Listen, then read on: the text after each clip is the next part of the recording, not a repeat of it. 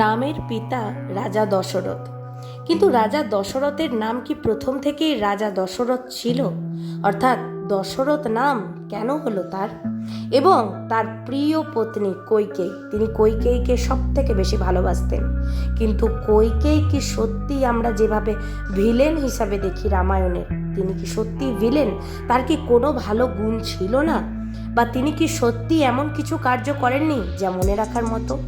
এই সমস্ত কিছু জানাবো আজকের ভিডিওতে।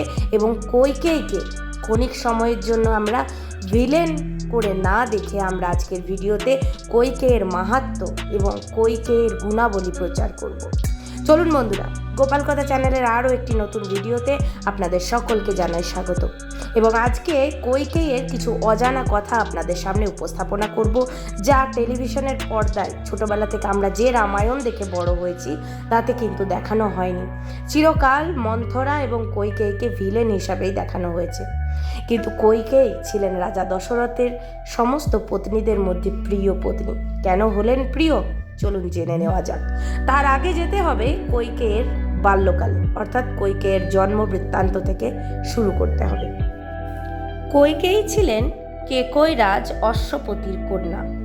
অশ্বপতি পাখির ভাষা বোঝার বর প্রাপ্ত হয়েছিলেন, কিন্তু শর্ত ছিল যে তিনি কারোর কাছে সেই ভাষার অর্থ বলতে পারবেন না।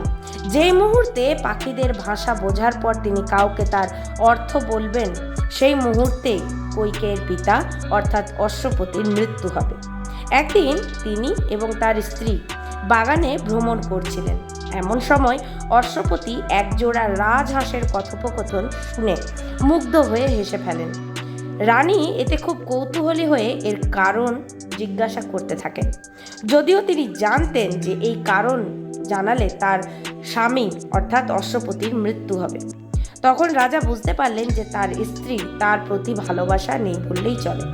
এই জন্য তিনি তার স্ত্রীকে নির্বাসিত করলেন। এমতো অবস্থায় কইকেয়ী মাতৃহীন হয়ে পড়লেন এবং মাতৃহীন কইকেয়ী দাসী এবং ধাত্রীমাতা মন্থরার কাছে বেড়ে ওঠেন। যুবতী বয়সে তার স্বয়ম্বরে তিনি দশরথকে বরণ করেন, কিন্তু দশরথের পূর্ব নাম ছিল নেমি।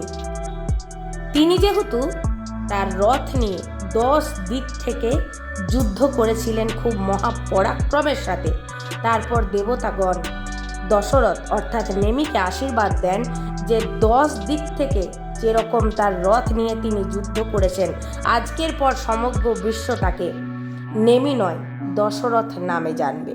তারপর থেকেই এই নেমির নাম দশরথ হয়ে ওঠে। কইকেয়ী ছোটবেলা থেকেই মন্থরার কাছে মানুষ, এবং মন্থরা তার ভালো মন্দ সমস্ত দিক বিচার করতেন ছোটবেলা থেকে। এছাড়া কইকেয়ী যুদ্ধে পারদর্শী ছিলেন, যা কিন্তু অনেকেই জানেন না। হ্যাঁ, কইকেয়ী ভীষণ ভালো যুদ্ধ করতে পারতেন। দশরথকে বিবাহের পর একবার দেবতাগণেরা মহা সংকটে পড়েছিলেন এক অসুরের কারণে। হ্যাঁ, একবার দেবাসুর যুদ্ধে সম্বাসুরকে বধ করার জন্য দশরথের সাহায্য চাইতে আসেন দেবরাজ ইন্দ্র। ভাবতে পারছেন, দেবরাজ ইন্দ্র এসেছিলেন দশরথের সাহায্য চাইতে। সেই সময় দশরথ সব কিছু ভুলে গিয়ে দেবতাদেরকে সাহায্য করতে ছুটে গেছিলেন। সমস্ত রানীরা অর্থাৎ দশরথের সমস্ত রানী বলতে সুমিত্রা এবং কৌশল্যা তাকে যুদ্ধে যাওয়ার অনুমতি দেন এবং বরণ করেন, কিন্তু কইকেয়ীর সাথে গেছিলেন দশরথের যুদ্ধে। তিনি বরণ করেননি দশরথকে। তিনি তার মহাপরাক্রম দেখিয়ে তিনি দশরথের সাথে সেই যুদ্ধে গেছিলেন। এবং এমন এক সময় উপস্থিত হয়েছিল যখন দশরথ যুদ্ধে হাঁপিয়ে উঠেছিলেন, এবং সেই সম্বাসুর এতটাই বলশালী ছিলেন যে তার তীরের আঘাতে দশরথ ক্ষণিকের জন্য মূর্ছা গেছিলেন। ঠিক সেই সময় কইকেয়ী দশরথকে একটি গুহার মধ্যে নিয়ে এসে তার জ্ঞান ফেরান। দশরথ জ্ঞান ফিরে দেখেন যে যুদ্ধক্ষেত্র থেকে তিনি অনেক দূরে, তাই কইকেয়ীকে নানানভাবে তিনি দোষারোপ করতে থাকেন। কইকেয়ী বলেন যে তিনি মূর্ছা গেছিলেন, তাই তিনি বাধ্য হয়েছেন দশরথকে গুহার মধ্যে ফিরিয়ে আনতে।